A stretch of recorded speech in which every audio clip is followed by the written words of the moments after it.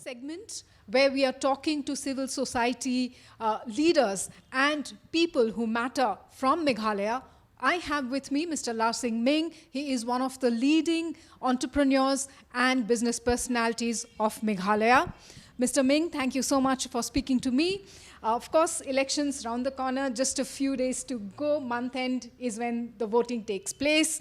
So how do you look at Meghalaya elections 2023? What's your take? I think this is going to be the most unpredictable elections. I guess every time there's an election, everyone's guessing what's going to happen, where the wave really is. But in a lot of ways, I feel this is an election where, I've never seen an election in Meghalaya being so splintered, in the sense that there are so many new parties that have also come into the picture. As you're aware, TMC was created hardly a year or two back. There are smaller regional parties that have come into the fray now over the last 5 years, in the last couple of months. There is the BJP, which is now making a larger presence than ever before. And so keeping all this in mind, it's going to be very interesting to understand what eventually unfolds. Yeah. Right. From an industry perspective, from a business perspective, are there a few things that you would want to, see things change, maybe more of ease of doing business, things like that, you wish that would be different in the coming years?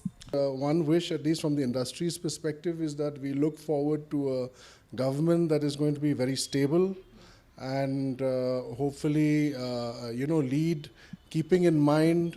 and govern, keeping in mind the long-term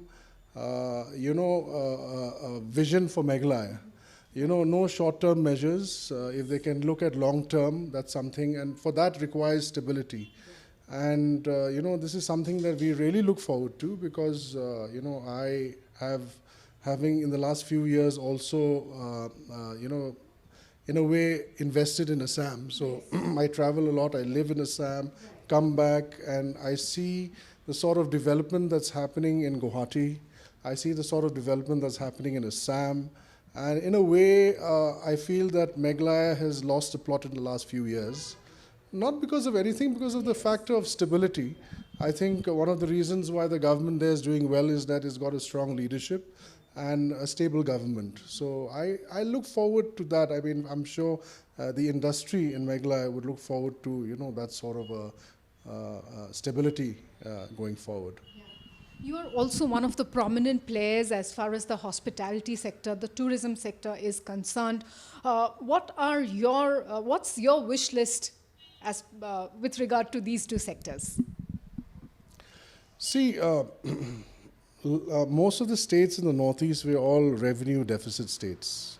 So at the end of the day, whichever government forms, we all have to run to Delhi and search for funds, look for funds, be at the mercy of the central government. And this is inevitable fact. So one of the ways to overcome this is obviously to harness our strengths and build on our revenue. And if you look at Meghalaya, there's no doubt that tourism, we are at an advantageous position in terms of Northeast is concerned.